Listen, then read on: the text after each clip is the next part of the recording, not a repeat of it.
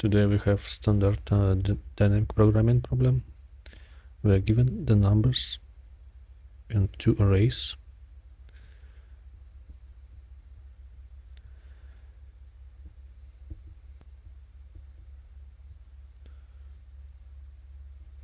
And we want to find the maximum subarray product.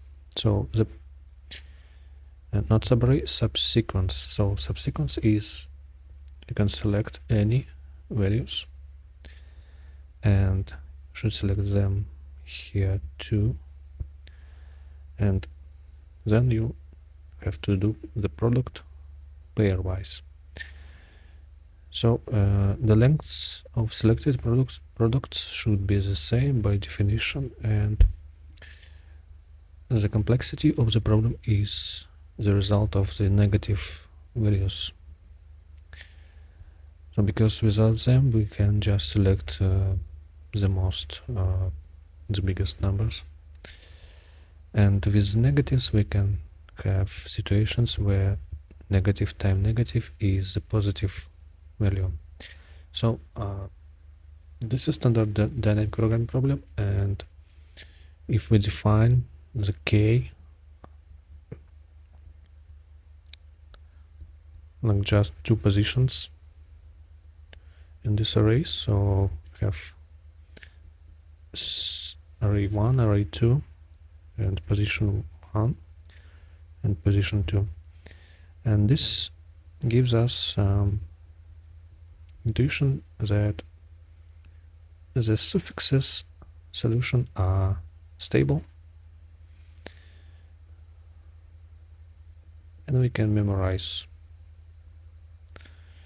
So just the k of I and j pair gives us memoization. It is stable and it works. One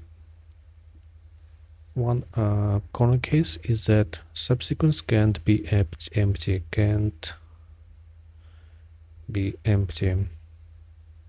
So that means we should structure our code such a way that we never experience empty subsequence.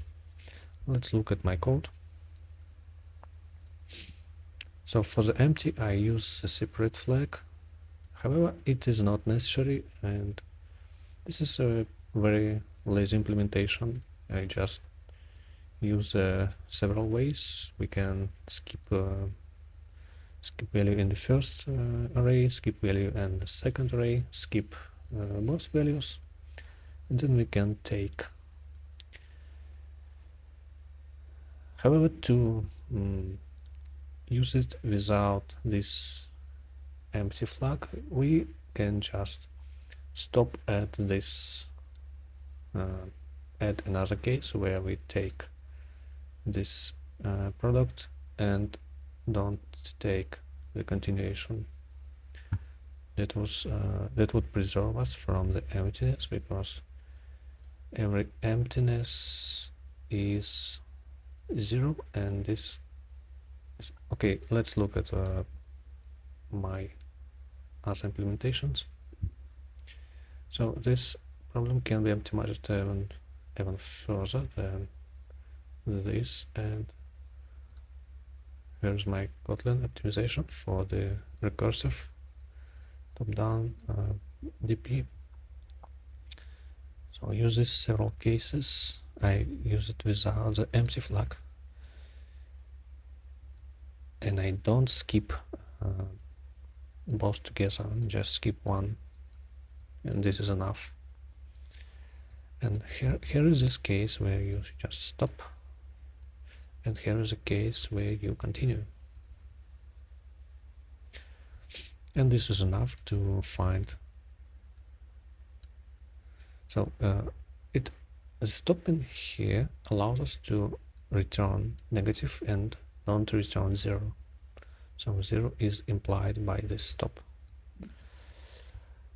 Now let's look at bottom-up implementation. It is pretty trivial because we only have these jumps by one position. We can just rewrite it into for loop, and let's look at this. Here is a for loop solution. Yes, this code is kind of horizontal, but I like it more because you can have more information on the screen. So this is a for loop of indexes, and I use this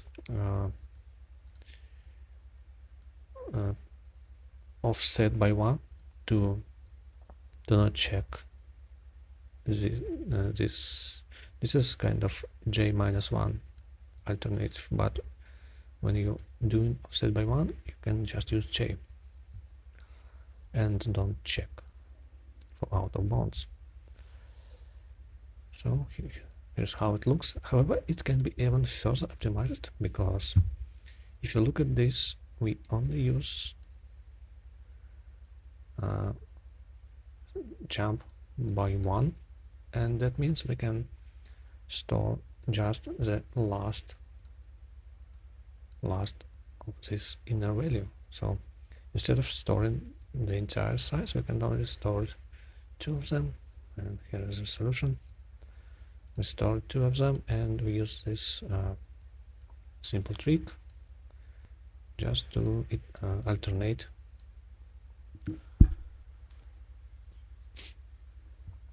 Here's a rush solution for the same problem. Yes, this is already optimized. We use the size of 2 and use the streak. And this is a way how Rust find the maximum of several values. So I think that's it for today.